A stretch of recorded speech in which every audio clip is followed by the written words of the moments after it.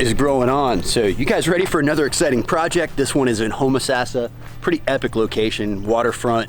This is actually an area I travel to almost every weekend with my kid. That's if I can get away and go fishing. So beautiful area up here, kind of right near that Mason Creek area. And we didn't do a food forest, more of an ecological landscape here. Actually, a few weeks ago, I came in and did a compost tea biochar application on all the plants, all of the grass. So I treated the lawn here and treated all of the ornamentals in the flower beds. And when I first came to this project about 3 months ago and met with the client, there was all different types of genetic mutations and fungal issues and things going on with the plants and the grass. And you know, they had been using a typical spray company who comes in and they spray fungicides, insecticides, you know, fertilizer on just a regular basis, you know, no matter what. You know, that's kind of like us taking antibiotics once a month just for the point of taking antibiotics. You know, that's how they do it down here with lawn maintenance. That's kind of the comparison I like to do here. So let's go into the yard. Let me show you guys what's growing on. We've done some maintenance here for this client. We put organic fertilizer down. We've done some pruning, done some mulching, nothing other than maintenance out here in the front yard. And most of the edible stuff has happened into the backyard. One of the first things you'll notice as we're stepping into the backyard is an olive tree right to the right of the gate. That used to be a bottle brush. We changed that out. We put some metal edging in here on both sides, and you can see the homeowner already had an existing garden and an existing olive tree right here. So we added that bigger olive tree in the front yard. Woo! So lots of color here. They already had roses, more roses over there. There's tababuya, some holly trees that were here in the landscape. And in the beds, basically this was all grass. Homeowner wanted a lot less grass, especially in around the raised beds, maybe some perennials, you know, more of a kind of a butterfly garden. So we do have some plans for a phase 2 here, more of a food forested area down there in that shade, and some more fruit trees. We used pineapple guava here. You can see existing rosemary, existing lemongrass, rosemary on this side. This is actually turning into a potting area. The idea being that you can do any kind of propagation, seed starting over here, kind of taking advantage of this existing crepe myrtle as the shade into that space. We were originally going to put a olive over there, ended up moving some things around, moving one of their palm trees to that location. We did take out a crepe myrtle that was as big as that one down there by the water. And what ended up happening was they had 2 pinto palms or jelly palms, or 1 jelly palm, I'm sorry, on this side, 1 crepe myrtle on this side. And you can actually kind of tell here with the fresh rock. We added another pinto and took that monster crepe myrtle out. That was a heck of a job. And all of this grass, all of this green you're seeing, this is just organic fertilizer. Top dressing the yard with compost, biochar. Like I said, we did that compost tea application, and I'm really impressed with the results. Right now, they're only watering once a week. We are in an extreme drought here in Florida. We're like a week away from June 1st. We should be seeing some rains on the forecast. They are not in the forecast yet. So hopefully you guys are out there doing the rain dance. Send Florida some rain. It does sound like the rest of the country is kind of going through this a little bit too. So we're not the only place that's dry. This is our typical dry season, and we are getting some exceptionally cool nights. So I can't complain about that. You could see some brown spots in the yard. The homeowner said that those come on every year. Typically in dry season, as soon as the rain starts, they'll green up. I was kind of thinking maybe chinch bugs or something, but she said no. We added some rings you can see around these existing trees in the backyard. We ended up using the epic edging, a couple of peanut, a couple of mimosa each. And in that phase 2, we're going to continue the rings. Going to add 3 more going down, another variety of avocado, loquat, and I think it was a peach or something. I don't know what we chose.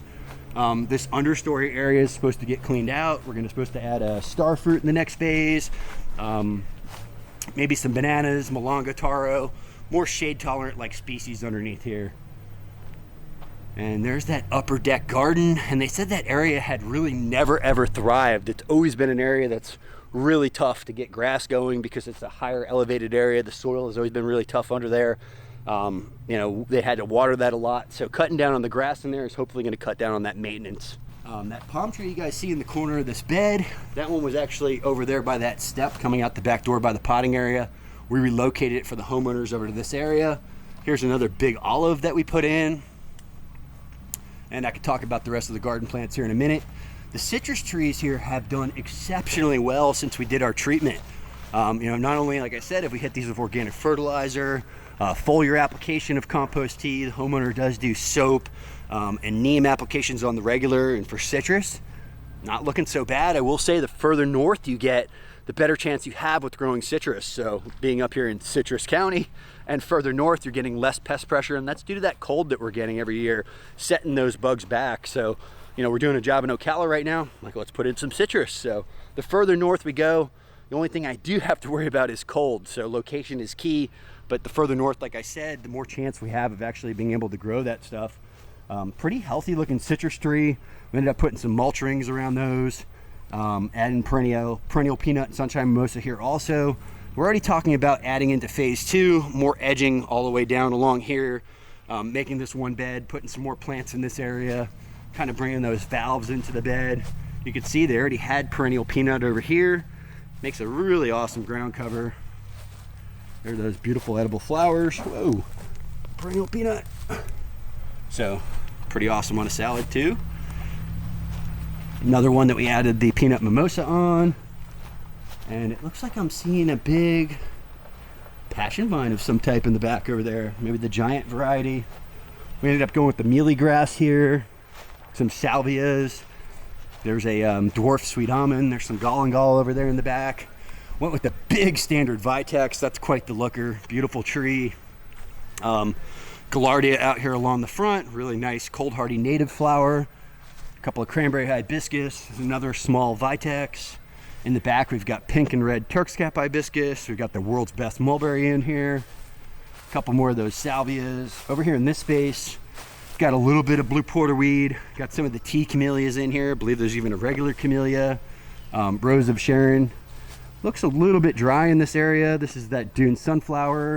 A little bit of the native coffee. In the back, we've got some of that Ethiopian cardamom. Rose of Sharon. And another beautiful olive with olives on it. So we just planted this thing. Everybody always asks me when these start fruiting. And the answer is at a very young age. Typically when I'm planting them in the pot, they've already flowered or fruited multiple times, so that happens quite quickly. We ended up going with the larger brown river rock here and kind of have a separation. You can see where it breaks up from the mulch to the river rock. And you can just imagine trying to get in here and cut grass and maintain grass around these beds. So went with that heavy duty commercial weed mat. You can see the homeowner's annual gardening game is on point, looking pretty good.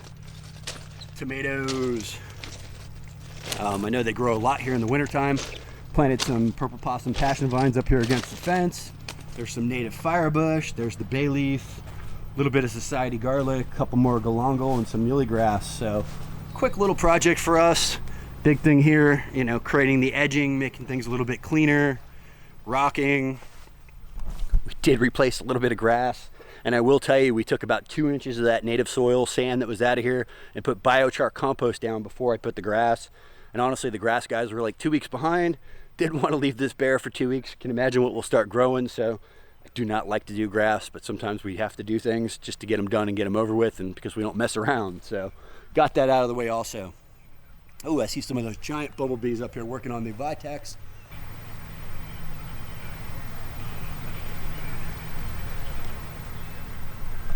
Actually see like 3 more of them over there on the other side. And that is those big bees. So what do you know about the vitex? Super medicinal for the ladies. Pretty unbelievable plant. And it flowers like 9 months out of the year. Why would you plant a crepe myrtle that looks good for maybe 1 month, month and a half, when you could have something like a vitex or sweet almond that looks good for 8 to 9 months out of the year? So awesome project.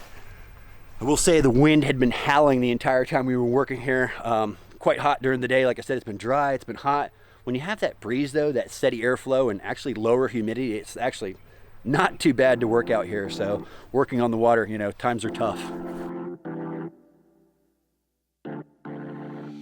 All right, so tell me that wasn't a cool little project.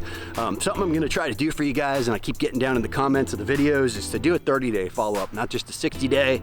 I'm gonna start trying to do that. I'm actually heading back to that Dover project next week. And with all of the projects we do, I'm gonna try to do like a 30-day, like a 90-day, maybe 6 months, maybe a year. I'm gonna try to get back to these things just a little more often for you. So hope you guys enjoy that. Drop, comment down below. Tell me if you think that's a great idea. If you guys enjoyed this video, be sure to hit that like button. If you haven't subscribed yet, maybe go ahead and just hit that little subscribe button and that bell so you stay notified. Most importantly, you guys know what we do around here? We pound dirt.